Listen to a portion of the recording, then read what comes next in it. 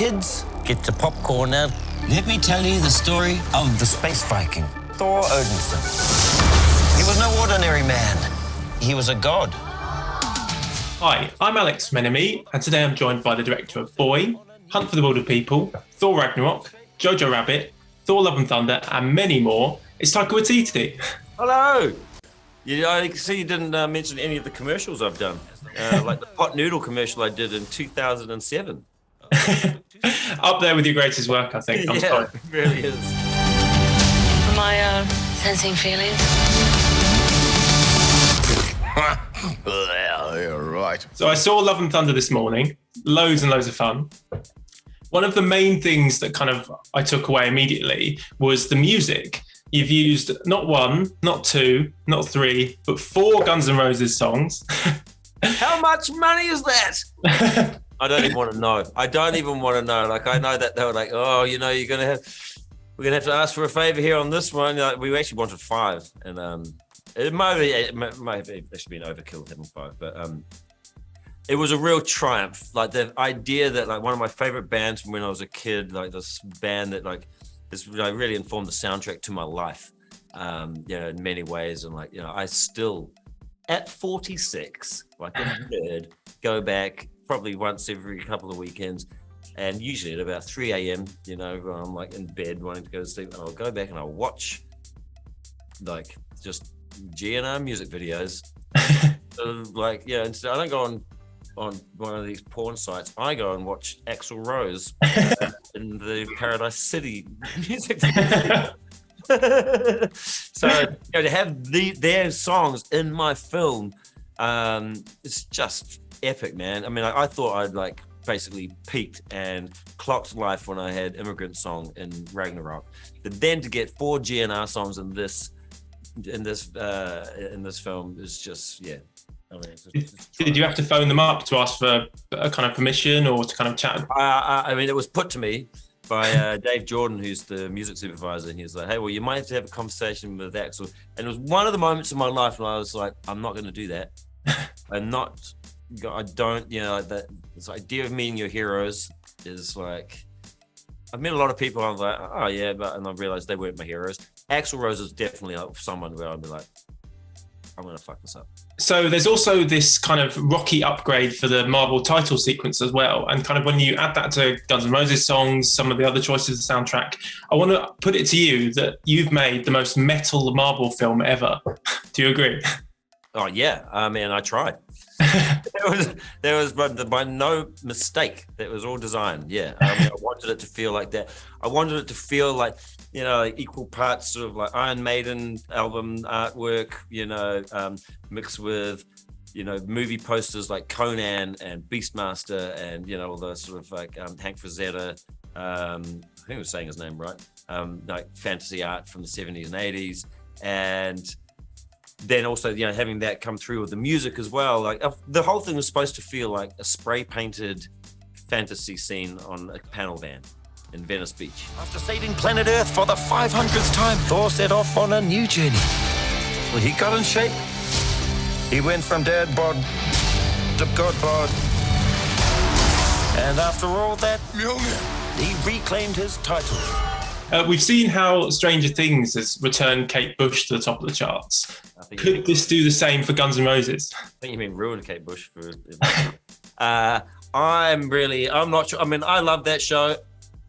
As someone who like feels a real ownership of Kate Bush music, I'm like really annoyed that one of my favorite songs. I'm like, oh, who are these? I've become that old asshole who's like, oh, these kids don't listen to Kate Bush. They don't know Kate Bush.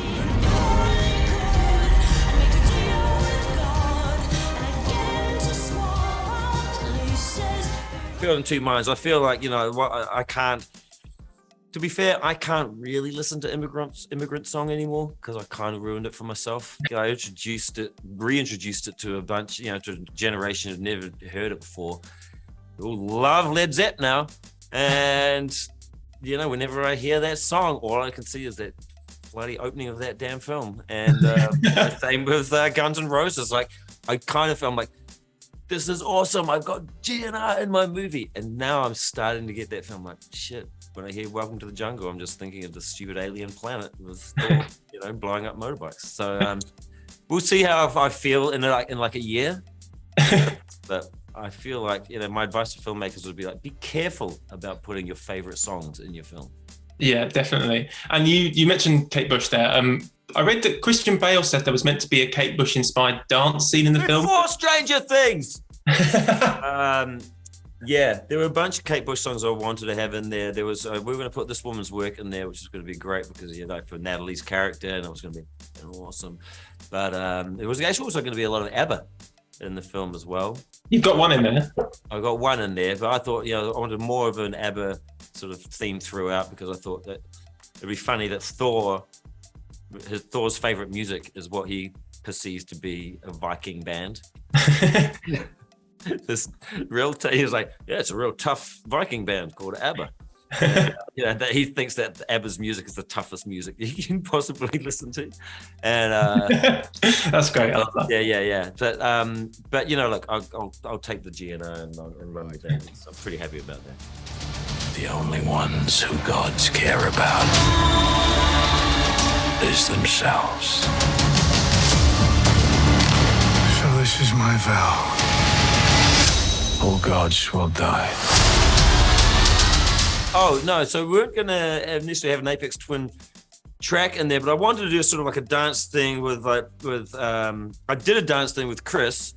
He had his own sort of like solo dance thing, and I wanted to mirror it, which didn't make it in the film, and that was to Waterloo. And then I wanted to have like a mirrored thing with Gore, like when he's like feels like he's about to win, and him having a dance thing by himself, and that was going to feel something a little bit more like maybe like I don't know, like him dancing to something, and probably like a bit more tempo than Window Liquor, but I was like sort of inspired by that and the Come to Daddy music video where he's like the big draw and stuff like that, which is kind of like some of the scary stuff that Christian was coming up with the character was inspired by that. Yeah, and I've really loved reading all the interviews with Christian, because one of the things he said was that someone said to him, "You've entered the MCU," and he's like, "What the hell is that?" Did you have to the MCU? Yeah. Did you have to give him like the Marvel 101 because I don't even know that shit, so I mean, I wouldn't be able to do that. I don't know what's going on in the MCU. I just sort of like watch things that come out and I'm like, damn, what's this? This is cool. Ms. Marvel is awesome. I don't know where that came from. I didn't even know they were making it. So I don't really keep up with what they're doing. I don't know how everything links. I don't know what in the timeline, the grand timeline, where anything is. But I do appreciate watching those things when they pop up. So, but yeah, if anyone asked me to explain everything that's going on, pretty lost. I mean, I know everything that's going on within the Thor universe. You brought Natalie Portman back as Jane. Did you have to convince her to come back? Because it's been a while since she played that character. I didn't have to do much convincing. Really, it was just a matter, I think for her, a matter of like coming back, to a version of these films which is more fun and, and just, more entertaining and kind of more like the comic books than the first two films. And in the first two films, let's be honest, she really was sort of like, the girlfriend of the main character. And we wanted to like bring her back in a more meaningful way. There's no point bringing her back and getting her to do the same thing, because that sucks. And like, to bring her back and make her a superhero and be like, hey, everyone, she's just as cool as Thor and always has been. It's just you didn't see it. And now we're showing that off. I think that's a way cooler way of bringing her back. The old ex-girlfriend. What's it been like? 3-4 years? 8 years, 7 months and 6 days, give or take.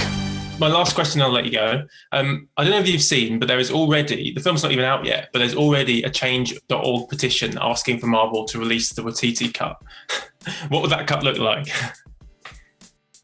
I often think about this, about director's cuts. I watch director's cuts from a lot of other directors. They suck. Director's cuts are not good. Directors need to be controlled sometimes. And if I was to say like, oh, you got to watch my director's cut, it's 4.5 hours long. And, it's like, it's not good. 4.5 hours. There's a lot of cup of tea breaks in there. You don't even have to pause it. I'd say like, this is, you know, my cut would probably have a few more jokes where I was like, this is a cool joke. Really, who cares? You know, like there might be a couple of little deleted scenes. But as I always say, a scene is deleted because it's not good enough to be in the film. It doesn't help the movie. And, you know, you don't need to watch a deleted scene. I think the deleted scenes section on the DVDs, or if not they use them anymore, but in the extras section, should just be a list of the scenes but no links. No, you can't click on them. It's just like, there were these scenes just to tease it out. It's like, thanks so much for speaking to me, Taika. It's been a pleasure. cheers, man.